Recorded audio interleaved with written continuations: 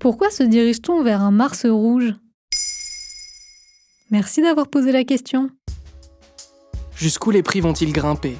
Selon le rapport de l'INSEE publié fin janvier 2023, les prix des produits alimentaires ont augmenté de 13,2% en France en 2022. L'étude explique cet accroissement par l'envolée des prix des matières premières, des emballages, du transport et de l'énergie. Et cela ne devrait pas s'arranger en mars 2023, les distributeurs parlent même de Mars rouge.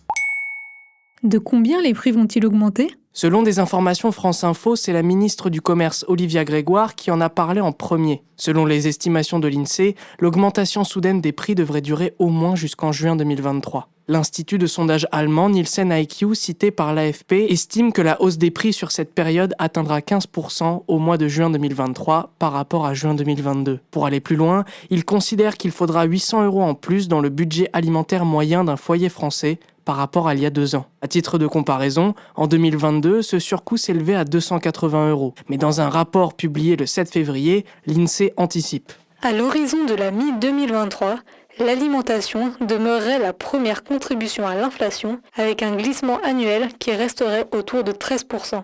Et pourquoi les prix vont-ils encore plus grimper en mars ? Eh bien, dans le secteur agroalimentaire, le premier jour du 3e mois de l'année marque la fin des négociations entre distributeurs et fournisseurs. Autrement dit, depuis décembre 2022, les producteurs négocient combien ils vont vendre leurs produits au supermarché et ils alignent leurs tarifs sur l'inflation. Les grandes surfaces accusent les fournisseurs de ne pas vouloir baisser les prix de leurs produits. En effet, la présidente du FNSEA, Fédération nationale des syndicats des exploitants agricoles, Christiane Lambert, avait prévenu en décembre 2022. Les prix resteront élevés à l'issue de ces tractations en raison de l'explosion des coûts pour les agriculteurs qui n'a pas entièrement été absorbée en 2022. Quels sont les moyens mis en place pour protéger les Français de l'augmentation massive des prix ?